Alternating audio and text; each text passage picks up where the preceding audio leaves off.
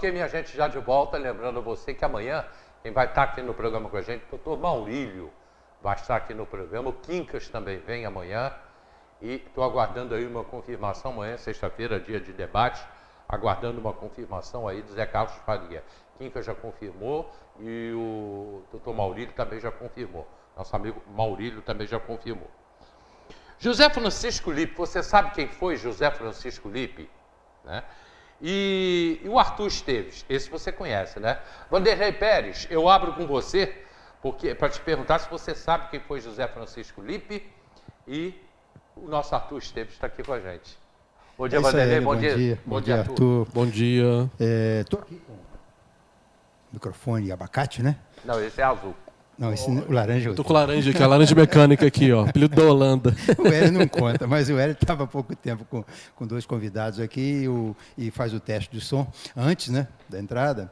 E o entrevistado tem que dizer com que microfone está, e o que estava ao meio disse laranja, abacate. Mas é isso, é bacana estar aqui do lado do Arthur, está lançando um livro. Eu gosto muito eu prestigio esses lançamentos de livro, procuro ir ao máximo nos lançamentos de livro, sempre compro um exemplar a mais para deixar na Casa da Memória. No caso dele não vai ser preciso, porque o da Casa da Memória já está reservado, né? Nesses livros que contam fragmentos da história, é que vai sendo guardada a memória municipal. Então, de louvar a iniciativa de fazer um levantamento da história de um personagem tão rico da história de Teresópolis, que foi o José Francisco Lippe, porque ele, além de ser um comerciante do interior, desenvolveu aquela região de Venda Nova, foi também político, empreendedor aqui na cidade, tinha vários imóveis, né? Participou da vida política da cidade desde os anos 1920, principalmente, né? 20 a 50, mais ou menos. Foi o antigo dono daquela esquina onde está hoje a padaria Império, foi dono também do Hospital Municipal, do prédio onde foi criado o Hospital Municipal, depois o Hospital das Clínicas. Foi um personagem muito relevante para a história. E, em memória dele, o seu filho, né, deixa o Zé Luiz Lippe, ele com a esposa Regina vão criar então o sobrado do Zé Francisco Lippe lá em Venda Nova. E a Regina Regina e o Zé Luiz são duas pessoas fantásticas, eu admiro muito. Aliás, contribui muito para a memória municipal, né? Criam aquele museu, e hoje esse museu é um apêndice do espaço cultural que está sendo criado lá em Venda Nova, abrindo também para outras áreas, né, da visitação e da preservação da memória, né? Então, Regina, um abraço para ela. E Regina, em Teresópolis, tem tudo a ver com memória, né? Você vê Regina Furtado lá no museu, Regina Rebelo, que foi a base da Casa da Memória, que vai criar ali o Serviço de Patrimônio Histórico, responsável desde o iniciozinho, lá no período do Celso, prefeito da Casa do Serviço de Patrimônio Histórico, Regina Carmela, do cinema, né? Dos documentários, né? Então, parece que Regina tem a ver com memória municipal. Aliás, né? dá até um título, Vale um livro. As Reginas da Memória. Dá um título bem legal. São pessoas fantásticas, né, que ajudam a preservar. E assim que sobrevive a memória, porque se depender da coisa pública, da iniciativa pública, nós vamos ficar sem memória. Prova disso é essa diretora do Seron, que foi tirada de um cargo eleito, né, depois de ficar 7 anos diretora da escola, passar por 2 outras eleições e ganhar a direção da escola numa eleição com 99% dos votos. Ela vai ser retirada do cargo porque a secretaria achava que ela não era servidora concursada, porque dá trabalho ir lá no expediente e ver os diários oficiais da época e ver os resultados de concurso. E eles acreditavam que ela, então, era uma daquelas professoras nomeada por vereador, por prefeito, como havia antes da Constituição de 88. E, a partir de 88, você tem que ser servidor concursado. E os servidores não concursados não vão perder o cargo, mas não podem ocupar cargo de... Não vão perder o emprego, mas não podem ocupar cargo de direção, cargo comissionado dentro da prefeitura. Os DAI, né? E, no caso dela, ela não se encaixa nessa condição, porque ela não é servidora nessa condição que chamam de estabilizados. Ela é uma servidora concursada. E a prefeitura não sabia disso. Mas, graças à memória da imprensa, foi publicada uma matéria no jornal hoje, mostrando o ato do concurso, onde ela passa, aprovado com 43 pontos, né? Mas a que ponto nós chegamos, né? Depender da coisa pública, nem das coisas que são afetas a eles cuidam, né? De saber, de ter a convicção de que um servidor público passou por um concurso público. Nem isso eles não sabem. Então, graças às pessoas que cuidam da memória, essas verdades vêm à tona. E aí o Arthur cuida da memória, da nossa memória também, Arthur, escritor que é, professor que é, pesquisador. Parceiro do Sobrado Lippe, né? Hã? Parceiro do Sobrado Lippe, está sempre lá Sim, ajudando a parceiro, Regina. lógico. Me fala aqui do livro.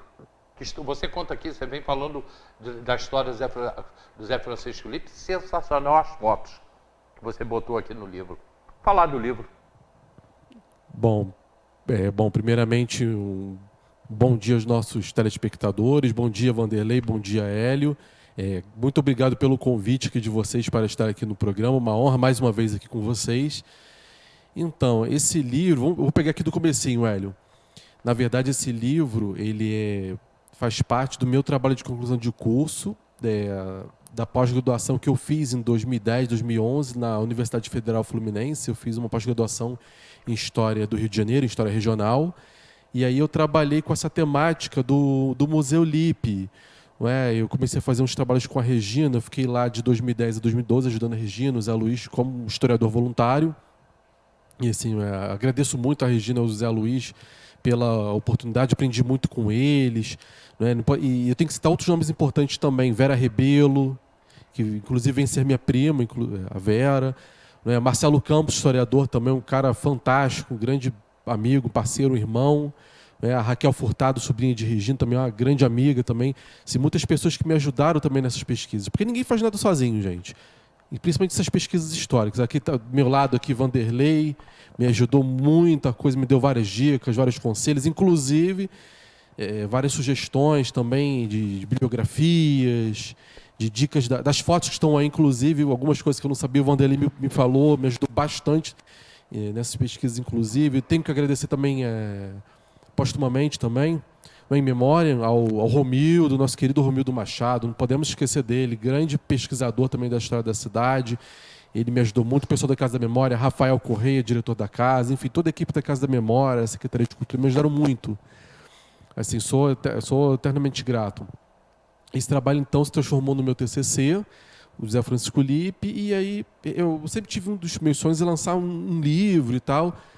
E eu gosto muito da história de Teresópolis, há muitos anos que eu compro os livros da história da cidade, estudo, já fiz o curso com o Dr. Ferradeiro, inclusive fiz 2 cursos com ele da história da cidade. Assim, quem não fez o curso eu recomendo.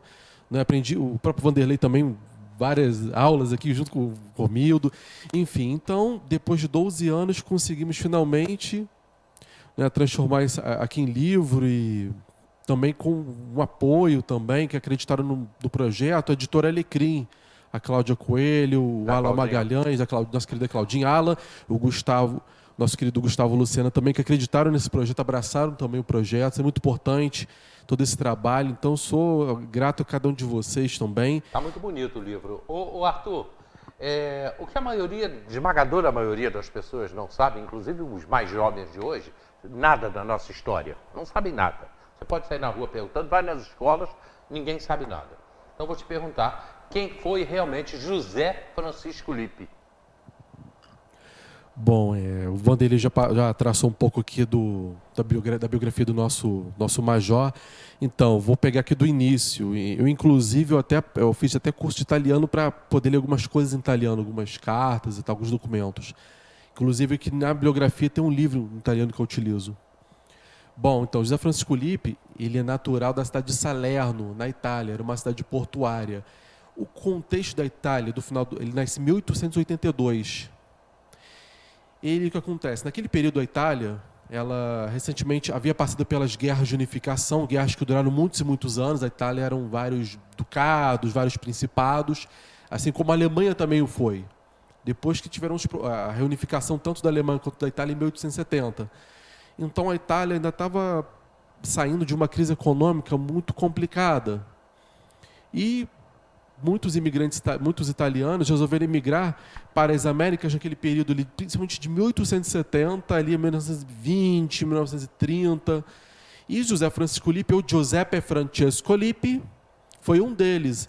E ele vem junto para cá, ele bem novo, com 17 anos, em 1899, ele vem com o irmão dele, o Francesco, para o Brasil. Vieram tentar sorte, vieram pobres para cá, como a maioria dos imigrantes italianos, vieram para o Brasil, ou então para Uruguai, Argentina, Estados Unidos. Alguns, poucos foram para o México, inclusive, tem algumas pesquisas. Então, o Francesco, irmão de José Francisco, foi para São Paulo. E ele vem para Teresópolis, ele vem para a região que hoje seria Venda Nova, que antigamente se chamava Nhunguaçu, que eu confesso, eu procurei no dicionário meu de Tupi-Guarani, eu não consigo descobrir o significado dessa nomenclatura, eu estou atrás disso até hoje. Enfim, mas pesquisa isso, né? A gente nunca para, a gente está sempre pesquisando, sempre correndo atrás de livros, conversando com pesquisadores, com pessoas. Ele vem para cá, para a região de Venda Nova e do Imbiú, e lá ele conhece a Dona Isabel. A Dona Isabel, ela era filha de um imigrante italiano, o senhor Filippo Salomoni, italiano, e da Dona Teresa, que era imigrante portuguesa. E ele começa a namorar a Dona Isabel e passa a trabalhar com o sogro numa antiga venda. É como se seria hoje em dia, uma comparação para os nossos telespectadores pegarem aqui, fui da meada, seria o equivalente hoje a um supermercado, um hipermercado, uma venda onde você encontrava de tudo. Desde calçados e chapéus até comida, remédios também, em alguns jornais também. Então ele passa a trabalhar com o sogro e mais à frente ele vai passar a administrar os negócios para o sogro. Isso em Venda Nova. Isso em Venda Nova. Tanto é que o nome do bairro vem por causa desse comércio, inclusive. Venda Nova. Venda Nova, exatamente. Troca o antigo nome Nhunguaçu para Venda Nova. E naquela época, Venda Nova era a sede do terceiro distrito do município de Teresópolis. Hoje é Bom Sucesso. Então, essa venda, ela vai, territorialmente falando, ela vai trazer um certo desenvolvimento econômico para aquela região ali.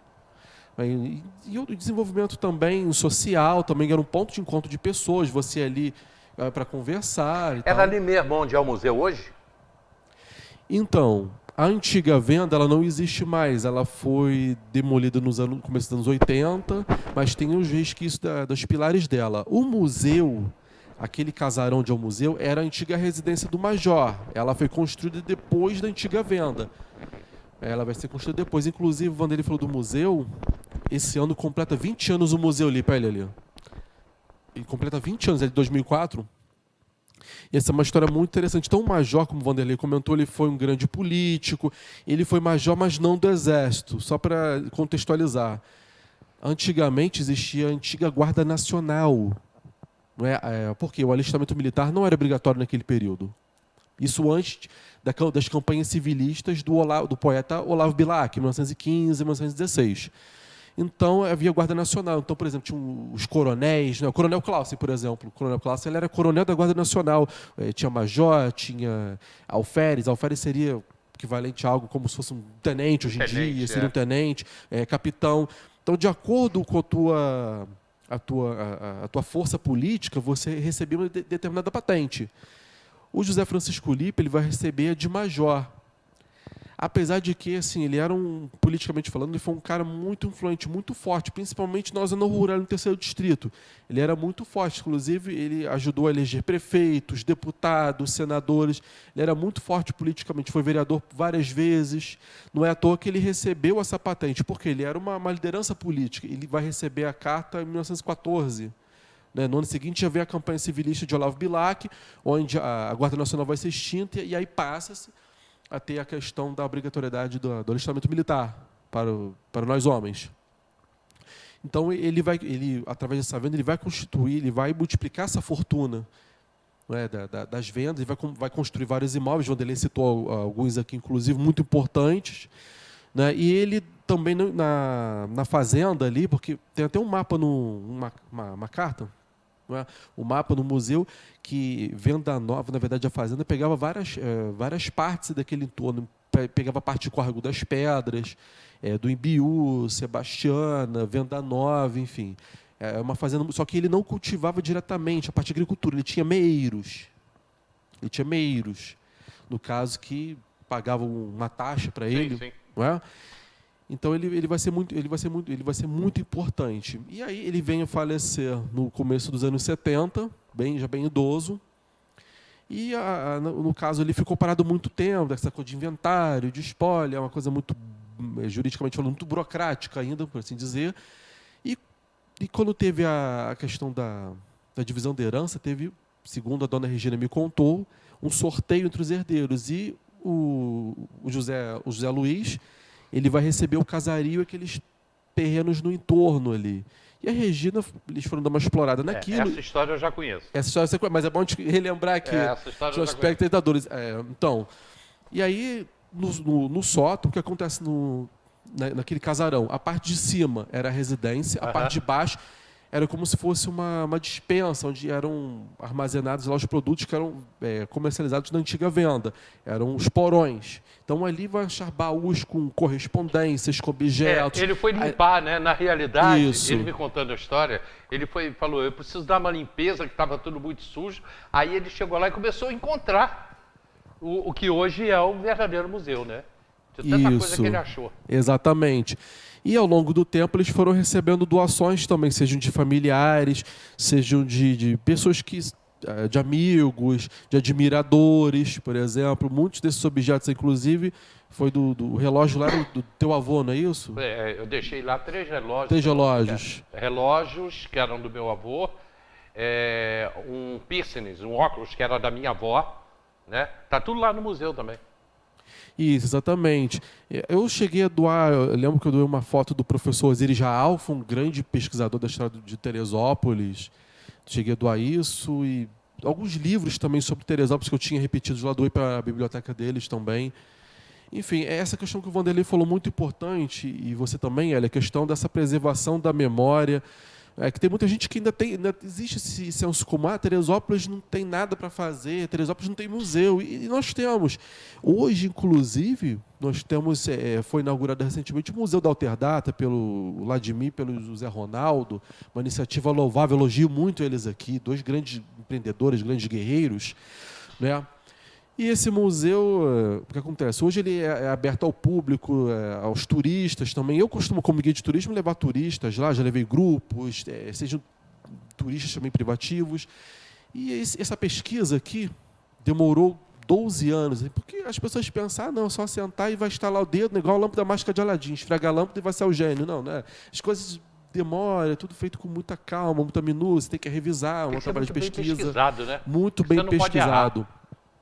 Sim, inclusive, o que acontece? Como eu disse, ao longo do tempo, vamos descobrindo outras fontes primárias também, sejam documentos, vão surgindo outros livros também. Muitas vezes a gente lança até uma segunda edição de uma obra, no caso. E aqui, assim, é muita felicidade, porque para mim é a realização de um sonho. Eu sempre tive um sonho de lançar um livro, meu próprio livro. Eu já participei de antologias de poesia, de várias, né, e também das antologias da Academia de Letras do Brasil, da nossa sucursal Teresópolis, com alguns artigos científicos sobre Teresópolis, inclusive, mas o negócio era ter o meu próprio livro. E, assim, gratidão eterna, assim, é uma realização de um sonho, assim, é muita emoção para mim. Deixa eu responder uma pergunta aqui a um professor, que é o Leandro, professor Leandro Coutinho. Ele está me perguntando se existe alguma programação especial para levar alunos lá no museu. Existe sim. Eu não sei te informar realmente qual é a programação, os horários, mas existe sim. Eu sei que eles estão abertos, assim, muitas escolas têm ido lá para conhecer o museu. E é sensacional, Leandro, sensacional. Ele também pergunta como é que já pode adquirir o teu livro. Bom, primeiramente, um bom dia para o professor Leandro Coutinho, com mais um colega de profissão. Tá, obrigado aí pelas tuas perguntas. Então, a pergunta do professor Leandro, é só ele ligar para a dona Regina e agendar com ela. Tá? O telefone do museu 2644 7076. Aí é só ele agendar com a nossa querida professora Regina Furtado Lipe Leite. 2644 70 76, para quem quiser agendar. Porque acontece, os horários lá, durante a semana tem que agendar. Porque não abre. Ao final de semana, tá abrindo no período da tarde. E o ingresso por pessoa, R$ 15. O Marcos Habib entrou aqui, o nosso Marquinhos Habib botou: eu estou escrevendo a história dos batistas da Convenção Batista Brasileira em Teresópolis. Está muito difícil. Eu consegui a ajuda da loja maçônica Teresópolis I, porque o pastor Emiron, da primeira igreja batista em Teresópolis, era maçom. E ali eu consegui algumas informações. E aí o Marcos Habib está escrevendo agora, vai lançar esse livro, né? Falando sobre a história dos batistas em Teresópolis. Interessante. Tá, só que eu não respondi a segunda pergunta do professor Leandro. Então, nesse sábado, pessoal, aproveito e faço o convite a todos vocês. Nesse sábado, a partir das 16 horas, estarei lançando esse livro no Museu Sobrado Histórico José Francisco Lippe, em Venda Nova, quilômetro 15. Tá? É antes do posto de gasolina de Venda Nova. Vocês vão ver como ponto de referência a igreja de Venda Nova à direita, e à esquerda vocês vão ver o Sobrado Lippe. Tem a placa. É na praça. É na praça, não tem erro. É bem tranquilo. É o primeiro prédio de Venda Nova. Isso, você vai ver já na esquina de Venda Nova. Ele é um ponto de referência ali muito forte. E aproveitando falando de Venda Nova, uma curiosidade: até 1901 aquelas terras ali não faziam parte de Teresópolis. Pertenciam a Nova Friburgo. A Friburgo, Isso, a Vieira, ali, Bom Sucesso, Lúcia, Estrelinha, toda aquela região ali, tudo pertence a Nova Friburgo. Inclusive, a igreja de Venda Nova ela é a segunda mais antiga da cidade, ela é de 1862, uma igreja histórica, recentemente ela foi reformada também. Aliás, vou dar uma ideia para vocês. A história dos cemitérios de Teresópolis ela não foi contada ainda. O primeiro cemitério de Teresópolis é Santa Rita, né, Vanderlei? Essa região de Santa Rita...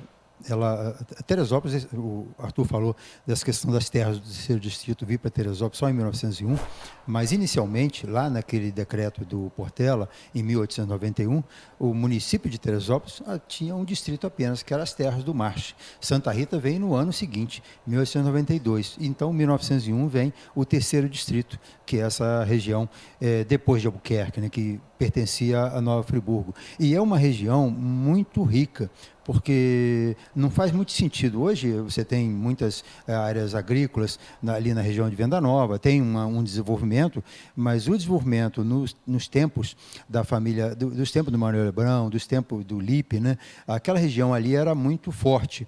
Tanto que ali havia uma freguesia, a freguesia de Sebastiana. Essa freguesia de Nossa Senhora da Conceição de Sebastiana, ela era tão importante quanto a freguesia de Santo Antônio do Paquiqué, ou então a freguesia de Sumidouro, que é de Conceição, de Nossa Senhora da Conceição, do Paquiqué. Então, era uma região de plantio de batata, daí a riqueza do lugar, né? Tanto que quando o trem ele vem até o Alto em 1908, e depois ele vai chegar na Vaz em 1921, mas na verdade ele não está vindo para a Vaz, ele está vindo para Sebastiana, para buscar o marmelo. A ideia era chegar em Sebastiana, tão desenvolvido que era aquela região, porque ali tinha uma agricultura muito forte da batata, do marmelo, então isso tinha que chegar aí para o Rio de Janeiro, o trem era para transportar essas mercadorias. Depois você vai ter, com o fim do trem, e essa cultura da batata, ela vai para São Paulo, vai para Minas, e aí essa região perde a importância. Com plantio de batata, a realidade do lugar ela muda um pouco, né? Mas é tão importante ainda, tanto que o principal museu, né, o principal espaço de memória da cidade está em Venda Nova. Nós temos ali o museu que tem o seu fim turístico, agora também com esse fim cultural, com esse espaço cultural que está sendo construído no entorno do museu Sobrado Lippe. E nós temos a Casa da Memória Arthur Dalmas, que é uma casa de memória, não é necessariamente um museu. É um centro de pesquisa, um centro de atendimento para pesquisadores, para historiadores, para alunos também, né, que estão fazendo seus TCCs, estão fazendo sua formação e buscando informação para concluir seus trabalhos, né? Mas não é necessariamente um museu, a Casa da Memória Arthur Dalmas, que fica ali na Praça Santa Teresa. Museu é o Sobrado Lippe, lá em Venda Nova, e merece e precisa do nosso apoio, da nossa ajuda e do nosso reconhecimento, principalmente, porque é muito empenho daquele casal Zé Luiz e Regina manter um espaço, né? Abrir mão da casa para fazer dessa casa um museu e morar no porão, né, que é onde foram achadas as cartas, né? A Regina e o Zé Luiz moram embaixo e tem a casa em cima, aberta para o público, né, como sendo um museu. Então é muito importante esse reconhecimento ao casal pelo que eles fazem pela memória. Semana passada nós tivemos lá no dia 6, dia de Reis, nós tivemos lá o lançamento do livro Sobreviventes, do Jesse, né, que veio a Teresópolis para lançar seu livro, muito interessante. A Regina, sempre que eu tenho a oportunidade, né, e o lançamento do livro do Arthur é mais uma oportunidade para voltar no Sobrado Lipe, em Venda Nova. Arthur, sábado, que horas? Nesse sábado, dia 20, 16 horas lá no Sobrado Lipe. Bom, é para complementar a questão que o Vanderlei, duas coisas importantes pegar da fala do Vanderlei, a questão do marmelo, uma coisa que trouxe muito desenvolvimento para aquela região ali, inclusive esse marmelo, mais o marmelo que era plantado onde hoje é Quinta Lebrão e o bairro do Castelinho, eles eram comprados, uma boa parte dele pelo Manuel Zé Lebrão, e eram processados lá na Confeitaria Colombo, os famosos doces de marmelo. Inclusive, lá no museu tem uma nota fiscal lá da Confeitaria Colombo. Olha que interessante isso. Tem notas fiscais de grandes firmas, Confeitaria Colombo, por exemplo. Então, o museu ele é composto por vários objetos museológicos. Quanto à Casa da Memória, assim, excelente acervos, vou botar no plural, assim, fiz várias pesquisas lá, esse livro, inclusive, fiz várias pesquisas lá, inclusive, no acervo da Casa da Memória, só que a fachada da Casa da Memória, assim como a casa toda, precisa de uma restauração urgente, porque a fachada foi interditada pela Defesa Civil, está ameaçando ruir, cair. Então, não vamos perder um local importante de memória, é um lugar de memória, como diria a socióloga alemã Aleida Eismann, é um lugar de memória. Então, precisamos dessa restauração da Casa da Memória, aí, aproveitando. Não é? A casa é muito vulnerável, né? Mas ela precisa de uma restauração completa. Aquela casa é uma construção de 1920 e ela tem erros de construção, porque ela foi feita com sobras, né, de material. Ali os construtores da casa construíram vários casarões, era o período das vilas, então muitas casas elegantes estavam sendo construídas e eles compravam essas coisas em quantidade. Vinham navios fechados com vidros, alguma coisa de esquadria também, muita coisa que tem naquela casa ali foi comprada na Europa. Então, comprado para outras casas em Teresópolis e foi usado ali também. E ela tem alguns erros, e um dos erros que eu como estive na casa, né, eu participei do processo de restauro da casa e convivi com a realidade daquela casa no início da implantação da Casa da Memória, ela tem erros, por exemplo, com os batentes das janelas. Teresópolis chove muito, né? Então, quando chove na janela, o batente é para dentro, a janela abre para dentro, não tem a janela de fora, então a água bate na janela, joga para dentro da casa. É um erro que isso apodrece, isso estraga a massa da parede dentro, né? Então, mas tem hoje é interessante. Hoje daí você não pode mexer nisso porque é uma casa tombada pelo INEPAC. Você não pode mudar essa realidade. O ideal seria ali você fazer um novo batente para fora, mudar a posição da janela. Se pensar numa coisa dessa, tem problema para mais de metro com o INEPAC, que para arrumar problema é muito eficiente. Para cuidar dos bens tombados, não cuida com a mesma preocupação. Vocês acham que Teresópolis já precisa, teríamos que ter um museu grande, porque o Zé Francisco Lippe, ele conta parte da nossa história, mas o museu contasse toda a nossa história. Eu até complemento a sua pergunta, sim, precisa de um grande museu e precisamos de legislações também pertinentes à proteção do patrimônio histórico existente na cidade, seja do patrimônio material e também para registro dos patrimônios imateriais também. São duas coisas que precisamos urgentes aqui em relação à questão da cultura, porque nós temos um potencial para o turismo cultural muito grande. E eu me refiro não somente à parte de patrimônio, mas também, por exemplo, a parte que é muito bem trabalhada aqui. A gente trabalha bem, a gastronomia. É um patrimônio material a gastronomia da cidade, uma gastronomia variada, que foi trazido pelas diferentes imigrantes para o nosso município, que hoje trabalhamos bem isso no turismo, só que precisamos proteger o que nós temos aqui de patrimônios culturais edificados, porque senão daqui a pouco eu vou trazer, como guia aqui, os outros guias, meus companheiros aqui, eu mando abraço para os meus companheiros guias de turismo aqui da cidade, nós vamos mostrar o que para eles? Não, ali... Opa! Prontinho.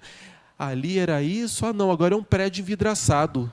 Não, gente, a gente tem que preservar a nossa memória, preservar o que nós temos aqui, e trabalharmos com força. Eu falei até outra vez que eu vim aqui no TV Diário, trabalharmos com a questão, já vem sendo trabalhado forte, a educação ambiental aqui no município, mas trabalharmos também com a educação museal, com a educação patrimonial e, inclusive, trabalharmos as três vertentes juntas, educação ambiental, com a educação patrimonial, educação museal, com as nossas crianças, com os nossos jovens, com a população da cidade, como vem sendo feito por vários municípios. Nossa vizinha Petrópolis é um excelente exemplo.